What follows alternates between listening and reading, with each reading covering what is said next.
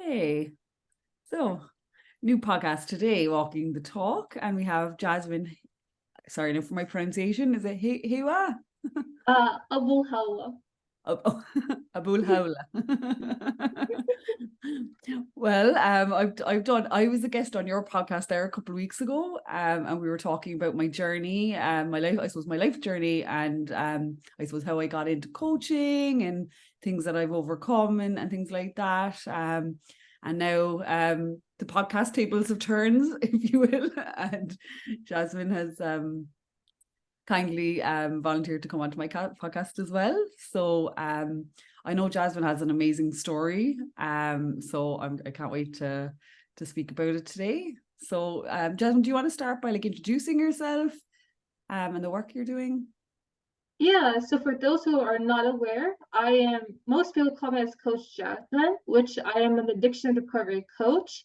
And the type of addiction I specialize is called nofap, that the youth calls it as, which is about the taboo addiction to porn, sex, and masturbation. And so I'm also a recent graduate. I graduated in August in a university called Purdue Global University, which has a hippie outlook. So it's really holistic. And so for me, I just mainly work with clients by using positive and energy psychology to get down to the root of the problem by diving into the past, the present moment, and to help them create their own future goals and how to accomplish them as well. Oh, lovely. Yeah, so I was saying to you earlier, the nofap movement is new to me. So I'm sure maybe it might be as well to some listeners. Could you explain that a little bit more? Explain, I suppose, introduce it to people that mightn't have heard of the word before, if you don't mind. Okay, so the nofap movement, I want to say, is kind of still new. Pretty much the main idea about it was mainly for men, because men are well known to use their private parts for porn, always sex, like escorts, this type of thing, and masturbation happens naturally too, voluntary or involuntarily. So the whole point of the nofap movement is to make a challenge. So what they will tell the members, because there's actually a website for them, but it's not just only for men now, it's for women and others who are interested to how to create their own milestone and overcome it, whatnot. So originally 90 days was pretty much 3 months, try to abstain from your addiction. And then if you have completed those 90 days, some people in the members, they think that, oh, if you completed 90 days, then you don't need to worry about the addiction again in the future. But if you actually study psychology and you specialize in addiction, which I have a Bachelor of Science in psychology and concentrates in addiction, addiction doesn't work like that. No matter what type of addiction you have, that addiction can happen again in the future. The way you can prevent it is pretty much you have to change your lifestyle. You need to understand the triggers, like what type of triggers is going to most likely influence you to go back to that addiction. So let's say, for example, a person abstained maybe for 20 years of any type of addiction. That's very great. You abstain from your addiction for 20 years. But the way how the person managed to do that, they completely changed their lifestyle to avoid any triggers. They set healthy boundaries with others and with themselves, and they create a really balanced schedule that correlates to their physical, mental, emotional, and spiritual aspect. Wow, okay. So in the 90 days part that you mentioned, is that abstinence or what does that look like? It really depends. It is a movement, but pretty much anybody can share their own ideas. But the whole point of the 90 days is pretty much abstaining, meaning don't watch any porn, don't do any sex, don't do any masturbation. And like I mentioned, some group people say that, oh, if you successfully complete for 90 days, don't worry about your addiction. But the reality is you need to continue worrying about it, and you need to increase your milestone. If you create 3 months, great. Try to do the 4th month, and then so on. And step by step. Yeah. You know, it's an interesting concept because there was I know that a lot of benefits will come from that, you know, for you, you know, for the self spiritually, especially, and in a lot of other ways as well.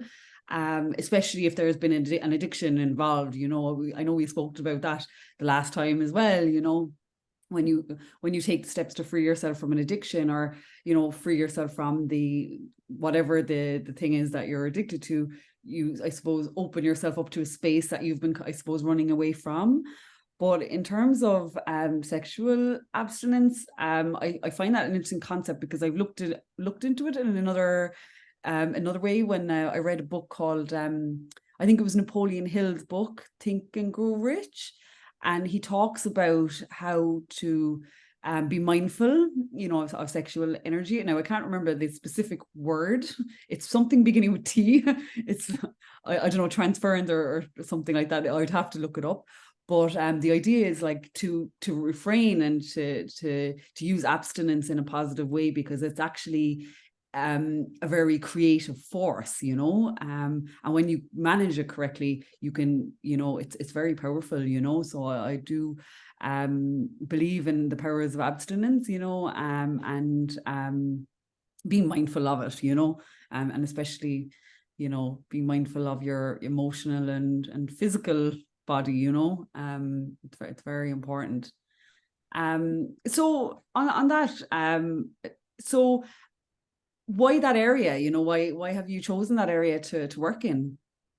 So pretty much I am a former addict.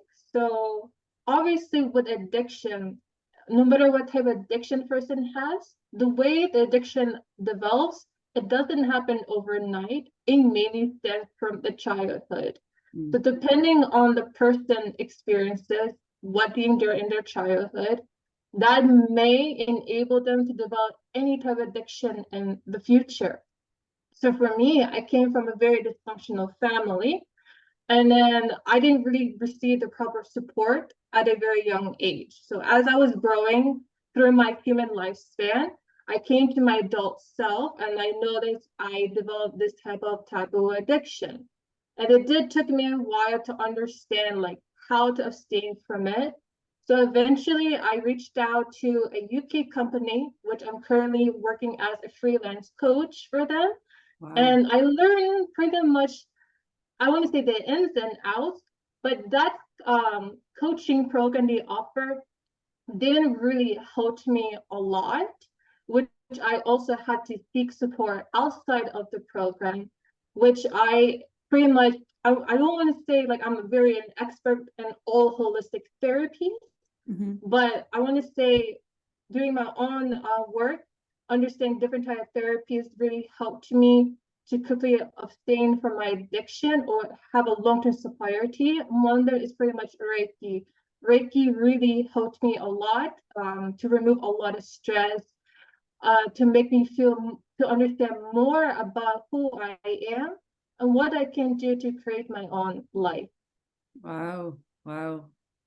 And so I suppose I can resonate with that as well, you know, like, and how, you know, when you put other parts of your life into balance, and like, I know I definitely am a big believer in the holistic side of things, you know, and bringing back kind of natural energies back, you know, to yourself. But I understand what it's like as well when you get to that crossroads, you know, like, you know, when you've been in a place where you've been in addiction and things like that, and then you get to a point where I suppose you decide to make a change in your life.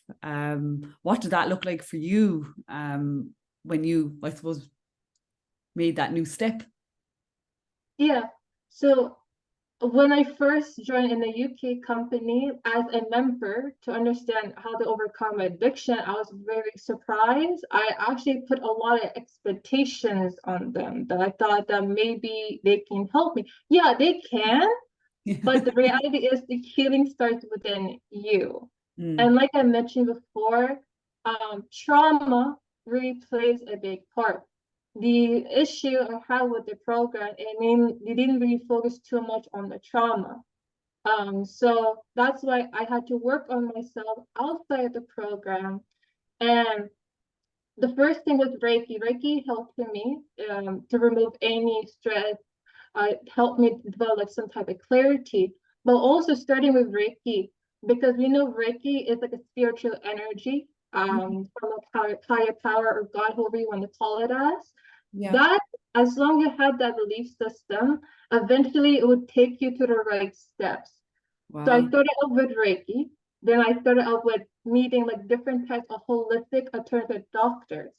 Wow. Because for me, it's not only about overcoming the stress or mental, emotional issues.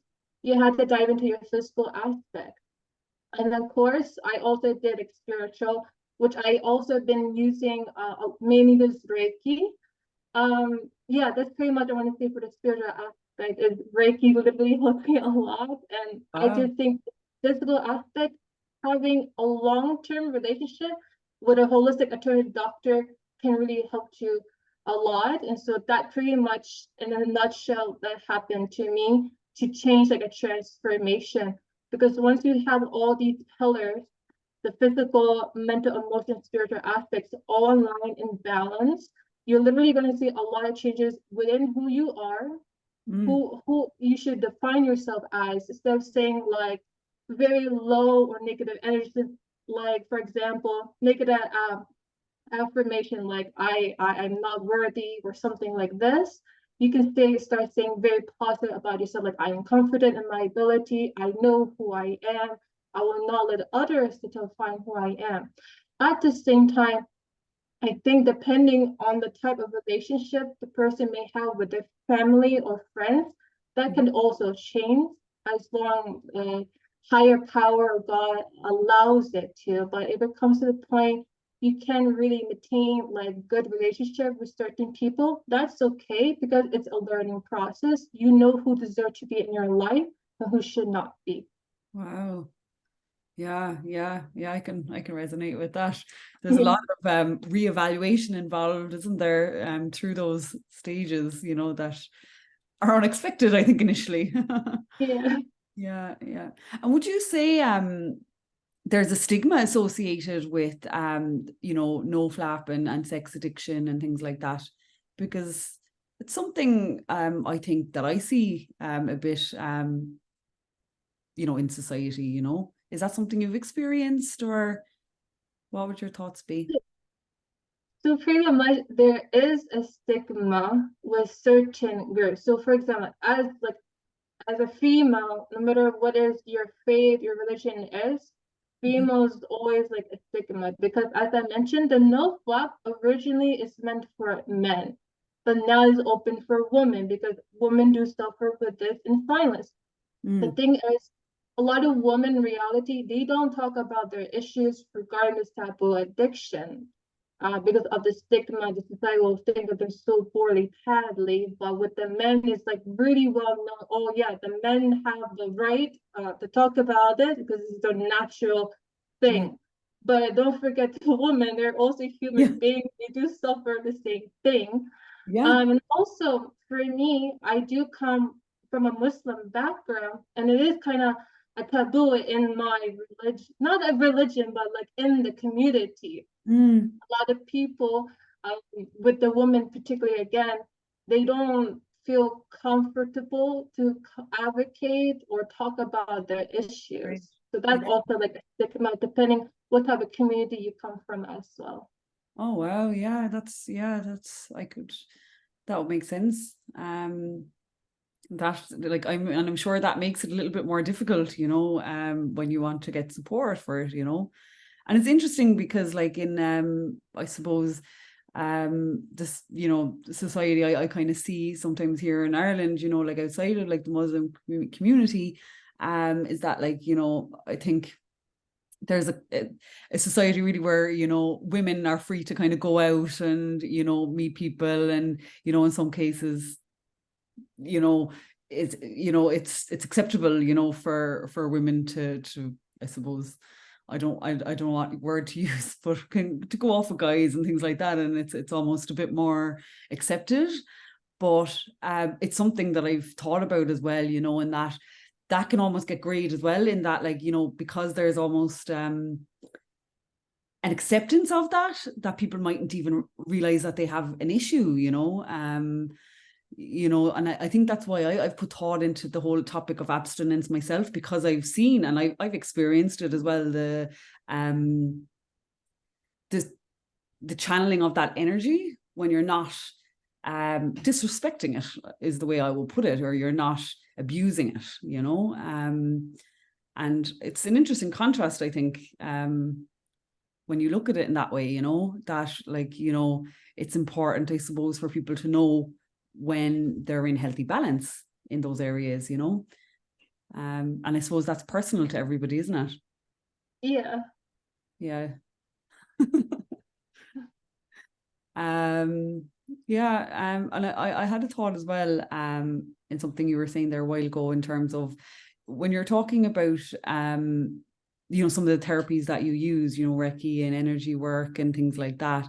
It's similar, I suppose, to the you know, to some of my journey. You know, I for me, my weakness was alcohol, you know, that I needed to overcome. But I feel like some of the reasons are similar. So I suppose you can, you know, addictions can have the same outcomes to some degree. But a theory I've come across as well is, when you look at addiction, I think I read this in a book, that the opposite of addiction is connection. And I find it interesting when I'm talking to you, and, you know, sometimes when I'm talking to people about journeys on their addictions, sometimes the first steps are often finding ways to connect again. Is Yeah. that something you'd agree with? Yeah, I totally agree with it. Yeah, yeah.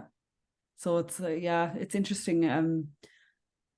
It's interesting to look at, you know. It's like, you know, sometimes I think addiction can be a very dark place, you know. It can be isolating, and it can be a lonely place, you know. So it's a massive step to kind of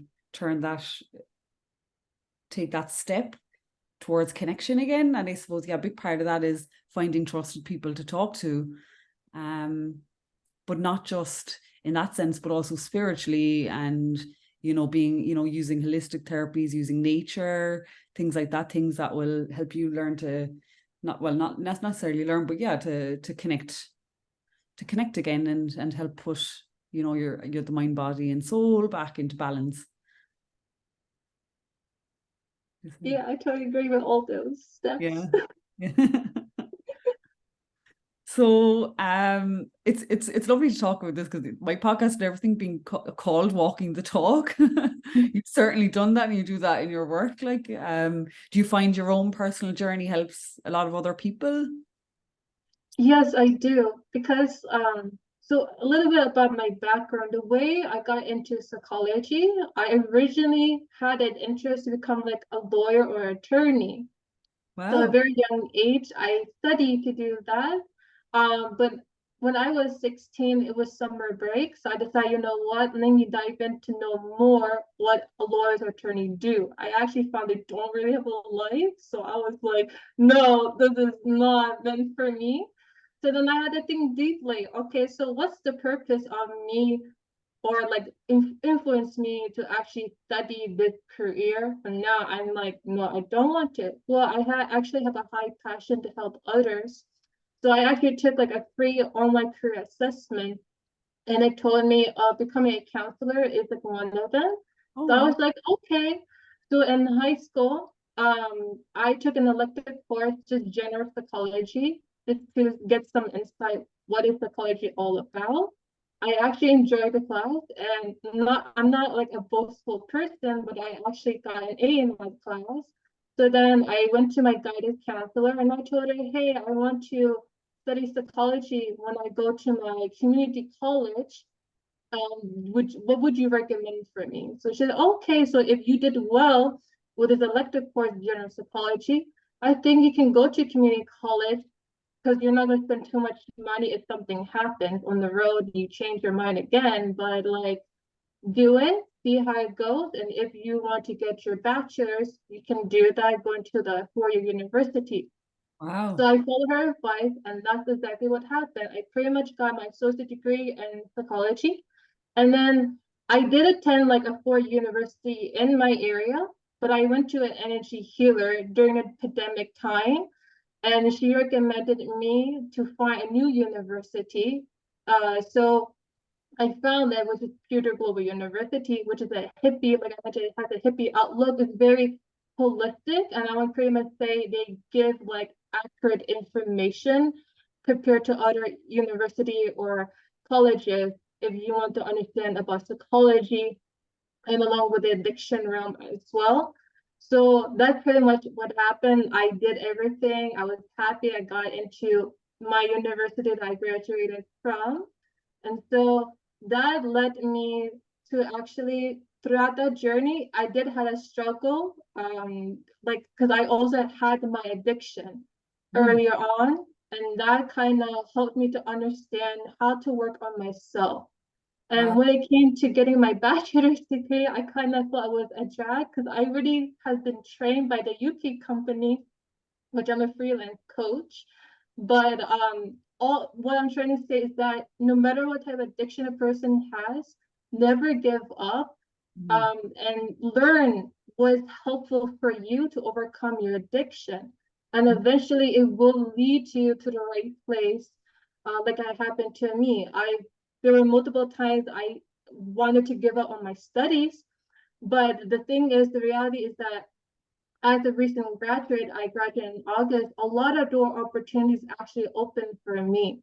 And so, like, through my own personal journey of overcoming my addiction, being trained with it, getting my degree, even it was kind of a drag because I didn't know the ins and outs. But now people understand who I am, like how I'm able to coach because I have do personal experience and qualification. So that kind of helps me to build my online coaching business.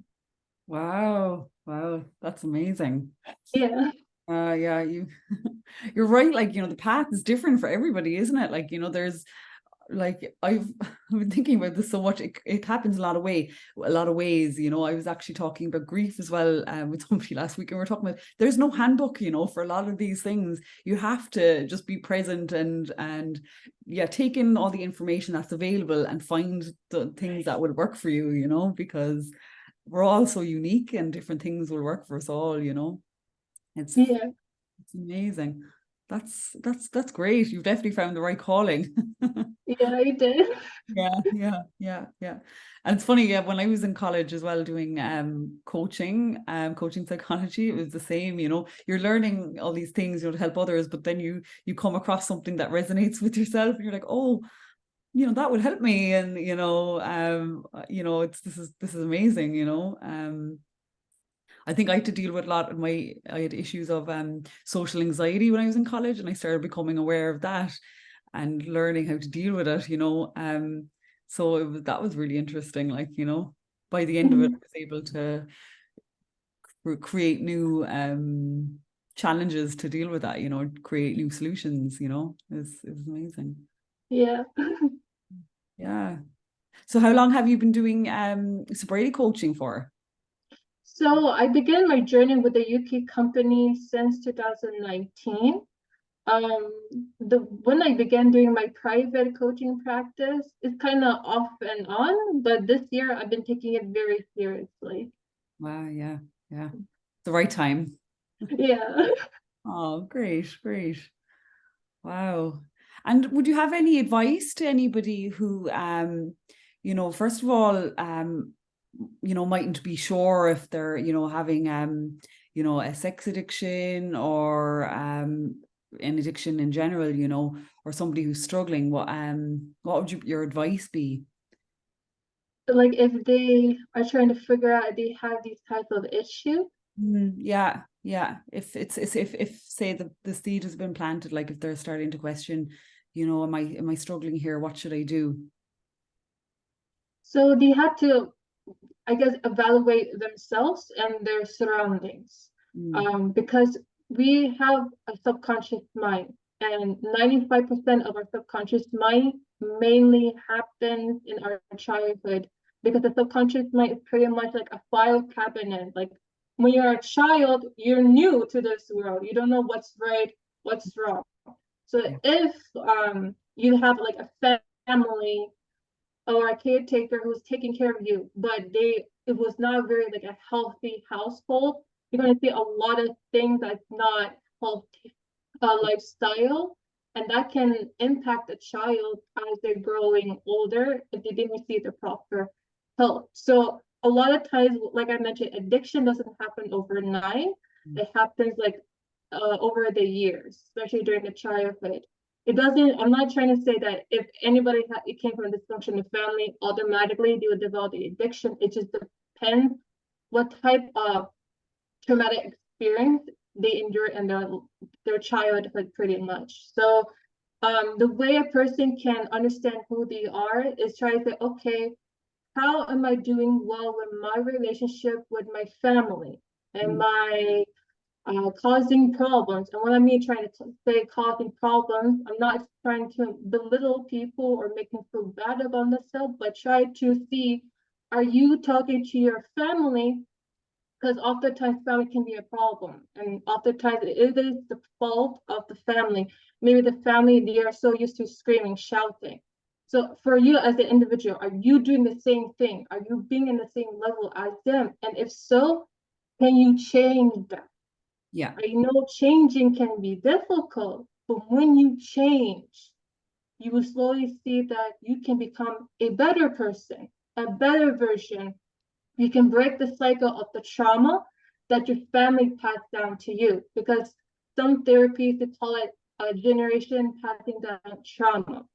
So whatever the caregiver or parents, how they raised you, you're mostly influenced by their behavior. So the subconscious mind plays into the part. But we also have a paradigm, our belief system. We can change it. So are you able to change your ways, how you communicate with your family? For an example, same thing.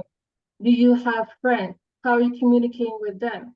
Can you do something differently that is positive, not negative?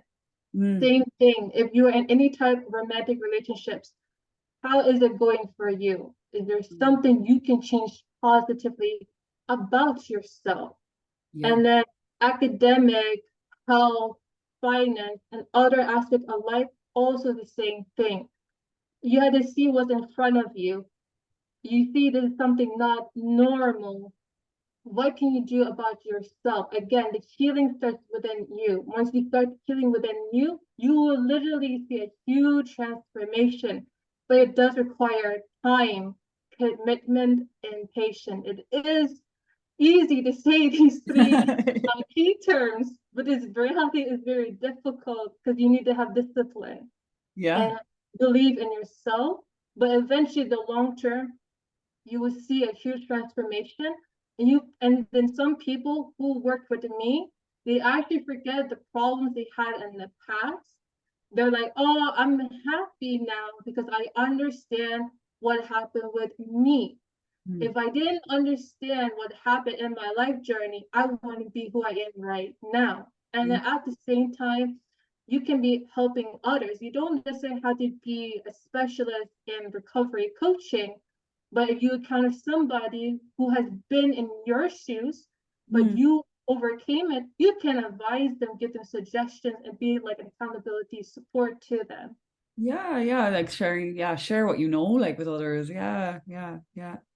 That's beautiful that you say that, and it's like I think we as people, we have this kind of like, we grow up in a certain way and we carry all this baggage with us from our past, and it could be any, like, it's, how we operate in the world, habits, and like our interactions with our family or friends and things like that. And it can be interesting in how that works, and like it's something I've been thinking about. For me, I know that like, because of that aspect of it, that's where I needed to bring in mindfulness to kind of start observing what felt right for me, and to bring myself to the present moment, I suppose, rather than living in the past, because I think it's kind of, it's all the patterns that we bring with us, and we sometimes operate in ways that just feel like, it just feels like, I suppose, it's that there's no, like, we're used to doing things in a certain way. But I do find that if you're using mindfulness or meditation, you can kind of spot what feels right and what doesn't feel right, and kind of observe it in that way as well, you know. I don't know if that's something you agree with. Um, but it can be interesting, and like, to start bringing yourself more into the present moment and say, okay, you know, maybe, yeah, maybe I operated this way in the past, but the past is in the past now, and I'm here, and I've grown, I've learned new things, and you know, life is happening today, so I can just be in that present state. Um, and I suppose that's maybe where energy work comes in as well. Would you think? Yes, 110% agree with everything you said, and energy work does help a lot. Like I mentioned with my experience, yeah, the UK company, yeah, they do specialize in how to tell you the keys or the methods how to overcome your addiction. But the issue, like I mentioned, didn't dive into the trauma, but there are energy works that can help a person to dive into their trauma. Because, like I mentioned, I'm not really an expert in all holistic therapies, but I think in general, holistic therapies, they do dive into the subconscious mind, because maybe a person may not understand. I don't know why this incident is making me angry or frustrated. I just don't know. I'm trying to do everything. But like you mentioned, meditation mindfulness is pretty much part of the energy work. You Mm. can do that. But there are also other ways. And so for me, I just found like Reiki was a big one. And through Reiki, it literally guided me to other holistic therapies. Wow. And from that, I understood the ins and outs, how to exactly overcome one's addiction. And that's mainly part of my, I guess you can call it, my mission of my coaching, is to spread awareness of positive psychology and energy psychology, because I feel that you need both of them to help you to make a transformation in your life. Wow. Yeah. Ricky is something I must try. I'm curious about it now. Appreciate it. So since yeah, like, you know, you've achieved so much in your life, you know, and you've, you know, overcome so much, you know, how would you say your life has changed since then? A lot, really a lot. So when I started off with Reiki, or like we can say before I started Reiki, before I came, because I did Reiki in a massage center. So before I stepped in, I felt like because I'm very energy sensitive person. So I can feel energy anywhere from a person very easily. So I had to be very careful and protect my aura to make sure my seven chakras are aligned. So before I did Reiki, I felt my energy was completely whacked up, so messed up. So I was like, what can I do? So I just dive into the massage website I used to go to, and I read Reiki can help. And I'm like, maybe I should give it a try. So I gave it a try, and I felt a huge difference, because after the session, I felt my body was really lighter, and not, I often say like my head was very cloudy, meaning too much stress. I couldn't think clearly. So when I did multiple sessions of Reiki, it helped me. And then eventually it led me to see a holistic doctor. And I want to say the first one I met with an Ayurveda doctor. But I want to say, like in the Western, they don't really, if you live in the West country, they don't exactly consider them as medical doctor, only in India. Mm. Yeah. But like she is a medical doctor, but she specialized in Ayurveda. So that was my first encounter of meeting holistic Ayurvedic medical doctor. And she understood the ins and outs of my physical health, along with the emotional, mental, and spiritual aspects. But Mm. I want to say mainly use this revenue to find holistic alternative medical doctor, mainly for a physical condition. And then you can try other holistic therapies to help you to make your subconscious mind to change, to make your conscious mind to be aware, and to change your paradigm as well. Because that's the neuroscience part, how to change from basic to negative to positive, pretty much make a transformation. Wow. Yeah. Yeah. Yeah. there's so many different like therapies, isn't there? And that's where it can be exciting, that you try things out and see what works. Yeah, I have a fascination with holistic therapies, and like I have looked into it. Yeah, like it's there seems to be a lack in the Western world, I think. And it's something I hope would change because I do see the value in it, again, even from a connection, perspective, we're part of nature, and I feel like, natural and holistic therapies, like, should be at the, front and foremost. Yeah. Some of the therapies we have, but yeah. Wow. Well, thank you, Jasmine. I've really been enjoying this conversation. Definitely some new concepts, like, which is great. It's great. I've definitely been learning new things from speaking with you, which is fantastic. Oh, my pleasure. I'm always open to share my knowledge because I'm also learning, even though I have abstained from my addiction, but I'm still learning. Yeah. And same for me, I know like addiction is a field that is just so vast. There were still, I suppose even like the biggest scientists out there in the world and psychologists are still like, gathering up more information all the time, so there's always loads to learn, but yeah, it's great, like to get to that place where I suppose I think it's something that's probably true for both myself and for you, like, when you get to that place where you find actually there are new ways, there are other things that we can do to bring joy back into our life and connection, like we spoke about as well. Yeah. So thanks for sharing your story. I've no doubt that's going to inspire plenty of people, so thank you. Oh, my pleasure. Yeah, and yeah, commend you on the work that you do. It's Thank amazing. All right. Well, until the next time then.